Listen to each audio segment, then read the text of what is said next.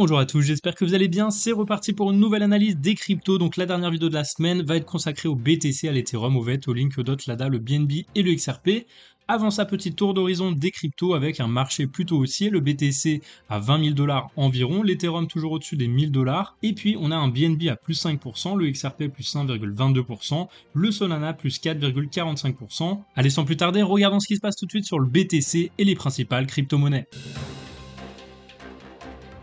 Alors pour commencer, mon analyse du BTC en 1 heure sur ma dernière vidéo est toujours d'actualité, mais ici aujourd'hui on va regarder ce qui se passe en 4 heures parce qu'on a un nouveau pattern qui se dessine et je vais privilégier du coup les signaux en 4 heures. Donc pour cela je vais relier en fait les points les plus hauts du marché et ça nous donne deux choses, soit un épaule, tête et épaule inversée qui pourrait casser à la hausse cette résistance. On voit qu'on a été rejeté plusieurs fois par le passé. À chaque fois qu'on a été rejeté sur cette résistance, on allait chercher un nouveau plus bas. On voit qu'ici on a été rejeté également et on allait chercher un nouveau plus bas. Maintenant on est rejeté. Est-ce qu'on va aller chercher un nouveau plus bas ou est-ce qu'on va casser à la hausse? Pour l'instant on est protégé par la Kijun, le nuage et puis la Tenkan. Donc on pourrait très bien casser à la hausse, ça irait dans le sens de mon analyse en 1 heure. Maintenant bien sûr si vous tradez ce pattern là, et bien attendez au moins qu'on repasse au-dessus parce qu'on est toujours à l'intérieur du nuage. Donc on pourrait très bien stagner encore pendant plusieurs jours jusqu'au 27 ou 28, étant donné que vous voyez qu'ici le nuage s'affine, donc on pourrait très bien recasser tout ça à la hausse dans les prochains jours si jamais on reste à l'horizontale. Pour l'instant ce qu'on va surveiller donc c'est ce pattern là, épaule tête épaule, ou alors tout simplement un M qui pourrait se dessiner. Regardez, on a un premier top ici, un deuxième top ici, donc un M comme ceci qui pourrait casser vers le bas en direction d'un nouveau plus bas. Ce qu'on va attendre de toute façon c'est de voir si on casse à la hausse en clôture ou à la baisse en clôture. On se positionnera seulement lorsqu'on aura cassé dans un sens ou dans l'autre. Pour l'instant, ce qu'on peut faire, c'est quand même calculer les objectifs, tout simplement en prenant la hauteur de la neckline de cette façon, reporter à l'endroit de cassure cette hauteur-là pour avoir l'objectif à venir si on casse par le haut. Voilà. Bien sûr, ça sera ajusté en fonction de là où on va casser, parce que si on casse ici, on ira aux alentours des 25 450 $, et si on casse plutôt par ici, on ira aux alentours des 25 122. Donc voilà, ça va vraiment dépendre de là où on va casser. Pour l'instant, moi je vais le positionner par ici, et puis on verra ce que ça va donner. On peut bien sûr positionner une ligne horizontale, parce que ça va nous permettre de déterminer notre objectif dans les prochains jours, si on casse à la hausse. Maintenant pareil, si on casse à la baisse, on prend une flèche, on prend la hauteur bien sûr à la neckline, et puis on reporte également l'endroit de cassure, donc par ici par exemple, ça nous donnera un niveau aux alentours des 14 930 $. Ça veut dire que demain, si on casse ça par le bas, demain ou dans les prochains jours, eh bien on ira chercher les 15 000 $ en retest. En tout cas, rien ne sert de rentrer maintenant parce qu'on est toujours sous résistance et on est toujours au-dessus d'un support. Si on rentre maintenant, on risque d'être rejeté ici et de repartir à la baisse, ou alors de casser, de faire un fake out pour repartir vers le bas. Donc on reste vigilant, on attend bien la cassure et rentrer avec un stop loss sous le nuage ici aux alentours des 19 433 $, qui correspond tout simplement à ces plaques qui jaunent et puis à ce nuage. En théorie, ces niveaux font support et devraient permettre au prix de casser à la hausse. Sur l'Ethereum, eh bien regardez, on a exactement le même cas de figure. On peut prendre une droite de tendance, relier les points hauts entre eux du marché, et ça nous donne donc une résistance sur laquelle eh bien, le prix pour l'instant est en train de buter. À chaque fois qu'il revient tester, il va chercher un nouveau plus bas. Donc est-ce qu'on va aller chercher encore une fois un nouveau plus bas, ou est-ce qu'on va rebondir étant donné qu'on a la qui jaune en support ainsi que le nuage?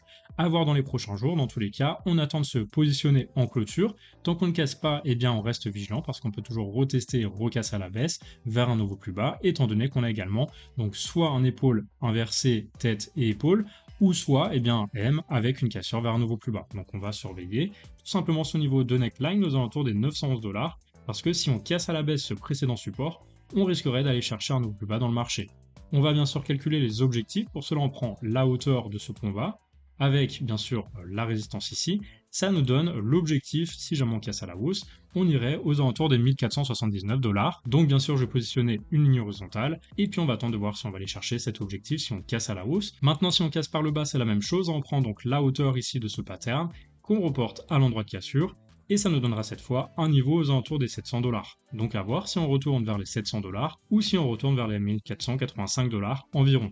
À surveiller en fonction de l'endroit où on casse. Tant qu'on ne casse pas, on rentre pas en position parce qu'on peut très bien être rejeté et puis repartir dans le sens opposé. Allez très vite maintenant, on a exactement le même cas de figure donc sur le VET, ici avec un épaule-tête épaule inversé ou avec un M. On va donc attendre de voir si on casse par le haut ou par le bas. Si on casse par le haut, on ira chercher les 0,02919 et si on casse par le bas, ce niveau ici très important de support à 0,2050, on ira chercher ensuite les 0,01695. Le link, je pense que le graphique parle de lui-même, il évolue très nettement à l'horizontale, à l'intérieur d'un range, et pour l'instant il évolue donc d'une borne à l'autre de ce range, et à chaque fois il est rejeté vers la borne opposée. Donc ici on pourrait penser qu'on ira chercher la borne opposée aux alentours des 5,45. Dans tous les cas, ce qu'on fait, c'est qu'on attend de se positionner en clôture, donc soit on casse en clôture ici, soit on casse en clôture ici.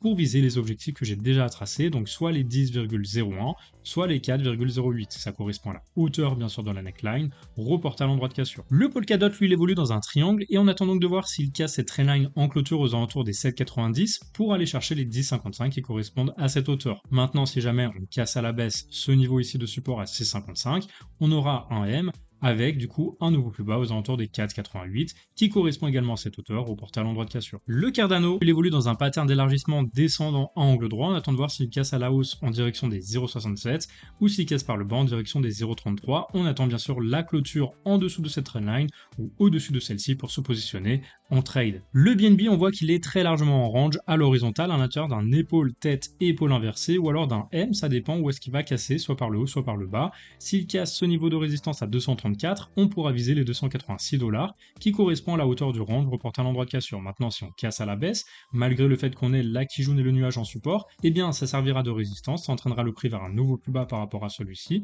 et en théorie du coup on ira chercher les 154 $ si on casse le niveau ici aux alentours des 188 $. Et enfin le XRP, il évolue lui aussi en range à l'intérieur d'un épaule tête épaule inversée ou alors d'un M, et donc on attend de voir s'il casse à la hausse en clôture en direction des 0,39, faudra tout d'abord casser cette résistance à 0,34 pour ensuite espérer aller viser ce niveau-là. Maintenant si on est rejeté et qu'on repart sous le nuage et sous cette Kijun ici, on risque fort de casser ce niveau de support à 0,29 en direction des 0,25. Et voilà, je pense que vous l'avez compris, donc les crypto-monnaies sont en range en 4 heures et pour l'instant on attend de voir si elles cassent à la hausse ou à la baisse ces patterns, sachant qu'elles sont sur des supports importants. Il faudra donc absolument tenir ces supports, sinon on ira chercher des nouveaux plus bas dans le marché. On va en tout cas attendre les cassures en clôture pour pouvoir se positionner en trade. Allez, du coup je pense qu'on a fait le tour, donc n'hésitez pas bien sûr à vous abonner, à liker cette vidéo si elle vous a plu, et puis bien sûr à laisser toutes vos questions en commentaire. D'ici là, je vous souhaite un très bon week-end et je vous dis à lundi pour une nouvelle vidéo d'analyse.